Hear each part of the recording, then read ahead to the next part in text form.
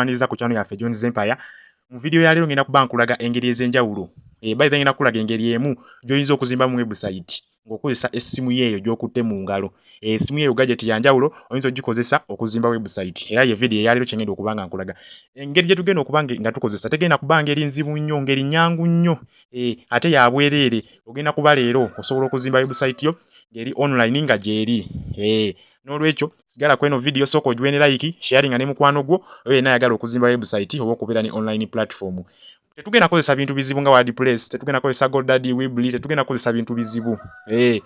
Eno platform gye tugenda okukozesa nnyangu nnyo era nnyangu nnyo okukozesa era ngikozesezza okuzimba zi website nnyingi nnyo era nzirina ziri online. Kati kambalaga website yange esooka gye nazimba nga nkozesa eno platform.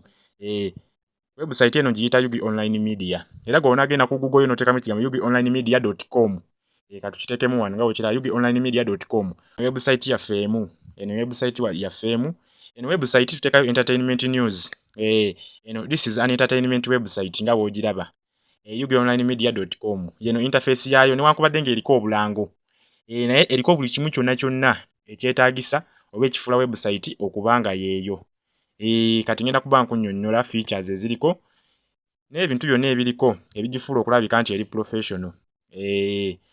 Yeeno website yaffe Yugi Online Media nagicreatinga nga nkozesa platform eno gye ngenda okuba nga mbalaga. Kanscrollinge wano gy'agiraba. Bibyo ebiriko. So video eno weenaggwera ojja kuba osobola okucreatinga website eringa eno. Nagiteekako nadde obulango ndowooza obulaba. This is an entertainment website. Kati nga olaba post zencreatinga. Bobby Wine, why I won't give up playing music. Nencreatinga zizo post. NBS After 5 show will no longer air on NBS TV. Zizo post, this is an entertainment website. Gendayo osome ku post, osome ku content gwe tuteekayo. Amawulire gonna gaba gakagwawo ogasanga ku eno website. Yeno website bweti.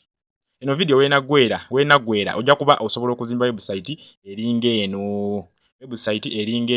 Buli kimu kwekiri ate ng'etunula professional bulungi nnyo. Ojja kuba osobola okubeera ne platform yo eringa eno bweti. Eno website tugiyise Yugi Online Media.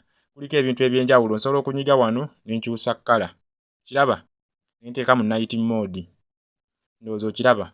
Waliwo wano mega menu kanjikuteereko yiino wano ogiraba? Waliwo ebintu eby'enjawulo nabyo ngenda bikulaga. Home page kweri.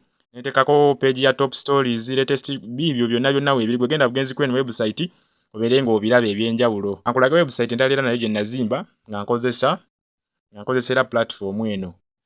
Eno website ngiyita tech.yugionlinemedia.com. Nansonyiwa eno video eyinza okuba empanvu naye njagala mbannyonnyole bulungi ekintu kye njagala obbannyonnyola nammwe mukitegeere. Eno website y'eyokubiri. Eno website tuteekayo bikwatagana n'amasimu nga w'ogiraba era nagituuma Android tips and tricks. Era ne w'ogiraba efaanana ng'eri nakozesa templates ezimu naye ya njawulo kweri. Ndowooza obulango bwo obulaba.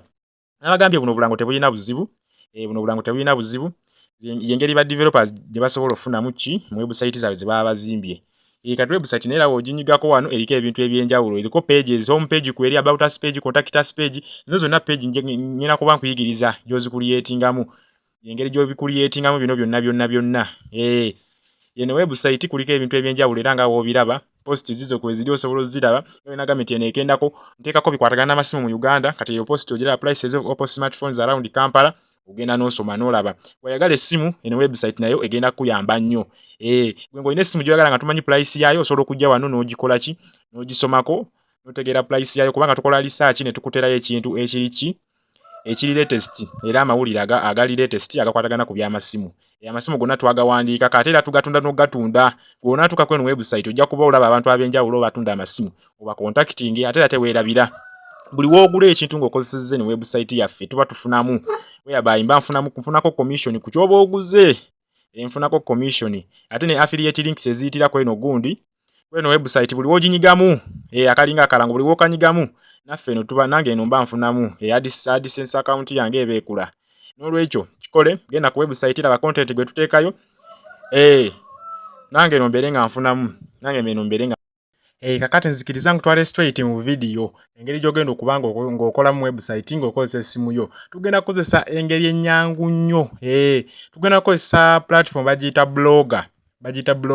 Blogger ye platform ekusobozesa okukola website ku bwereere kubanga ekuwa custom domain ey'obwereere. Wabula eyo custom domain ebeerako extension eya .blogspot.com. Eyo blogger platform. Kati okozesa eno blogger ogenda kwetaaga ekintu kimu kyokka, by the way bibiri, just only Gmail yo yokka egenda kukuyamba okubanga okuliyetinga blogspot oba website eno ey'ekika kino. Era ogenda following engeri nga zenkulaga wano. Genda ku Google yo otypingemu ekigambo blogger.com. Blogger.com. Nze kansooke nkolera ogout kubanga nze ngikozesa nnyo.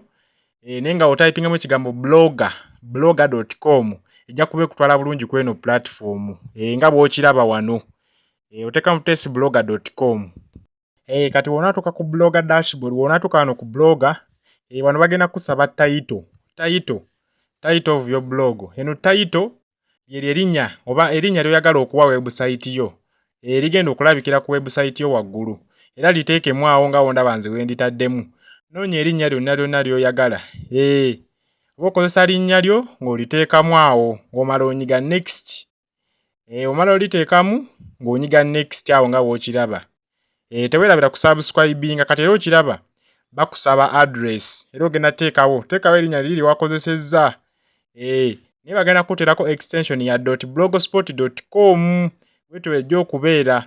Oba oyagala .blogspot.com biveeko kifuuke nga johnzempire.com, awo oba ojja sasula.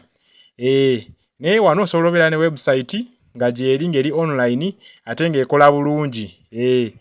Kati awo otypingamu gy'ogenda okukozesa nga URL. Osobola n'okozesa ng'erinnya lyo lyennyini era lye wataddemu wali n'oteekamu. Wabula wano ekizibu ekiri ku URL, oyinza ogiteekamu erinnya n'ekulaga nti teririiyo kubanga wano oba osaakinga like let's say custom domain.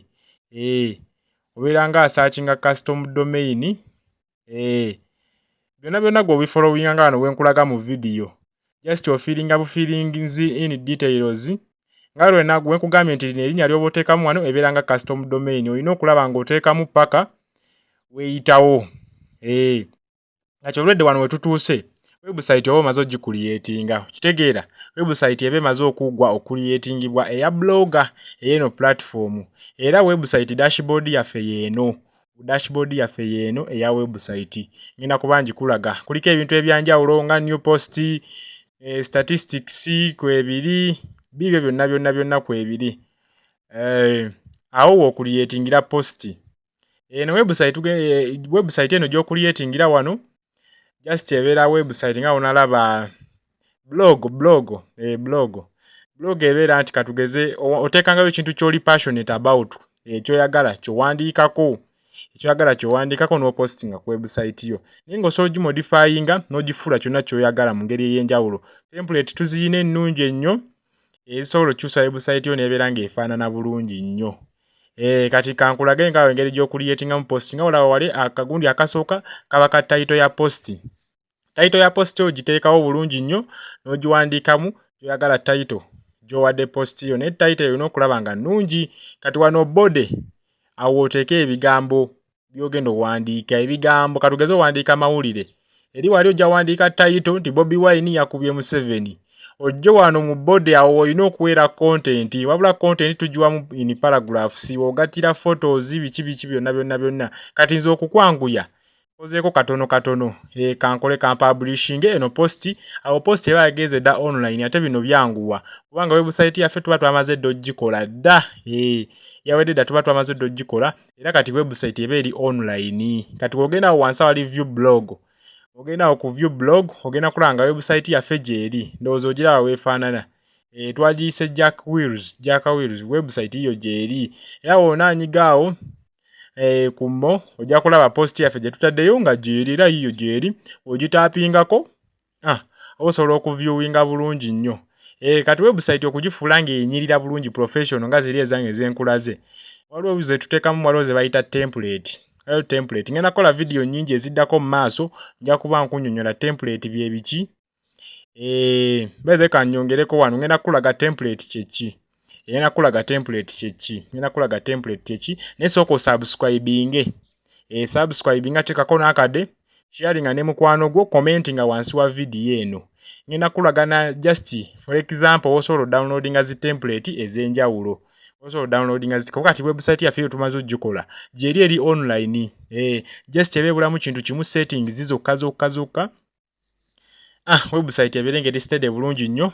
Buli kimu kikyuse. Ebula ku kale ku modifyinga. Era mu video yange eddako ngenda kuba nkuyigiriza engeri gyo modifyinga mu website eno.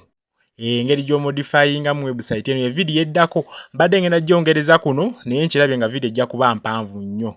Ate ku YouTube abamu temwagala biwanvu. Mbadde ngenda kulaga engeri gyo modifyinga mu naye video ey'okubiri ejja. Nagikolako dda lwakuba eri mu luzungu. N'olwekyo weebale kulaba video eno. Giwe like, subscribinga. Watu tegedde obuuza mu comment section tujja kuba twogera. Osobola n'okuncontactingako mu comment section.